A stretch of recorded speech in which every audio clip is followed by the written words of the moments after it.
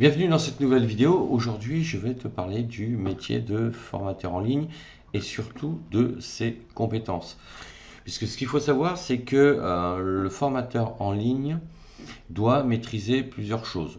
D'une part, il doit avoir des connaissances dans un domaine particulier, donc ça peut être un domaine qui correspond à une activité professionnelle qu'il est en train d'avoir. Hein. Donc, puisqu'on est souvent expert dans un domaine, même s'il peut y avoir des variantes, ça peut être également des compétences liées à une passion. Et à partir de là, une fois qu'on a le sujet, qu'on a la matière, ben, il va falloir maîtriser les outils que l'on va utiliser pour ensuite créer ses cours de formation. Donc pour créer ses cours de formation, il va falloir maîtriser les méthodes pédagogiques, puisque comme une formation suit un déroulement pédagogique logique, il va falloir maîtriser les méthodes et les techniques pour pouvoir construire des cours cohérent. Et il va falloir donc maîtriser les outils ensuite pour formaliser ces cours, c'est-à-dire les écrire, les rédiger et pouvoir ensuite les enregistrer. Donc j'en ai parlé dans une précédente vidéo avec Camtasia. Il va falloir, une fois que le cours est rédigé, il va falloir ensuite le capturer, faire une capture vidéo et son pour pouvoir la médiatiser. Et une fois que cette formation est médiatisée, le formateur devra avoir les compétences pour savoir mettre en ligne ses cours et ses formations, puisqu'ensuite il faut que ces formations soient hébergées sur une plateforme de formation dédiée qui va permettre de livrer ses cours à ses stagiaires. Mais pour livrer ses cours à ses stagiaires, il va falloir se faire connaître et le faire savoir. Donc il y a deux solutions. Soit le formateur en ligne a déjà ses clients, à savoir des entreprises ou des individuels qui le suivent déjà par ailleurs. À ce moment-là, il aura sa propre audience. Et si ce n'est pas le cas, il devra faire connaître son activité en créant notamment un blog. Là aussi, je ne vais pas rentrer dans le détail parce que j'ai déjà fait une vidéo sur le sujet dans laquelle j'explique pourquoi c'est nécessaire d'avoir un blog pour se faire connaître.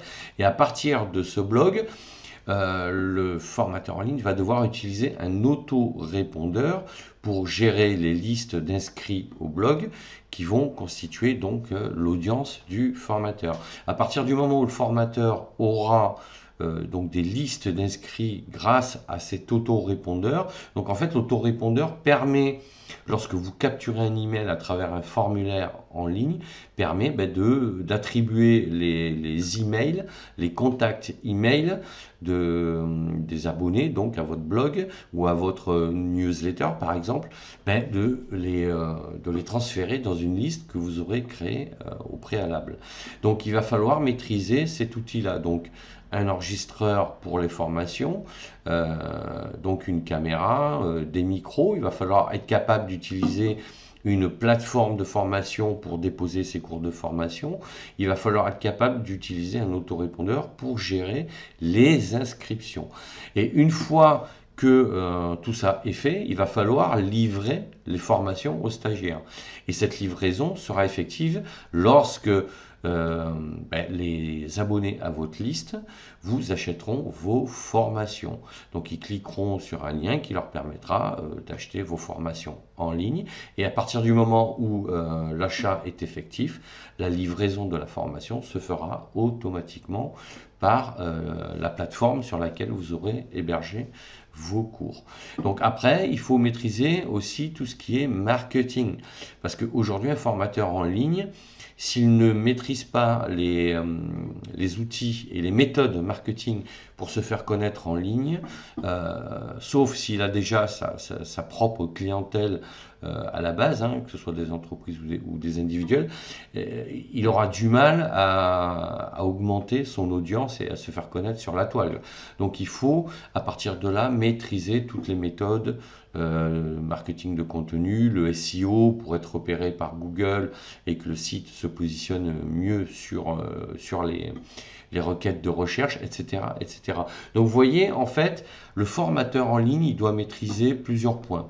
D'une part, il doit maîtriser donc les méthodes pédagogiques de formateur, ça c'est incontournable. Il doit maîtriser les outils donc pour créer les cours, pour les mettre en ligne et ensuite pouvoir les livrer de manière automatique une fois qu'ils ont été achetés. Puis il doit maîtriser les techniques marketing pour se faire connaître et communiquer avec son audience par la suite. Puisque une fois que le formateur a vendu des formations, il ne s'arrête pas de communiquer avec son audience. Il continue à envoyer des newsletters, des nouveaux articles, des nouveaux podcasts, des nouvelles vidéos. Voilà, c'est son branding, c'est son personal branding, d'accord? Donc voilà au niveau du métier de formateur et des compétences nécessaires pour pouvoir réussir sur Internet. Donc voilà ce que je voulais vous dire sur ce métier et les compétences à avoir.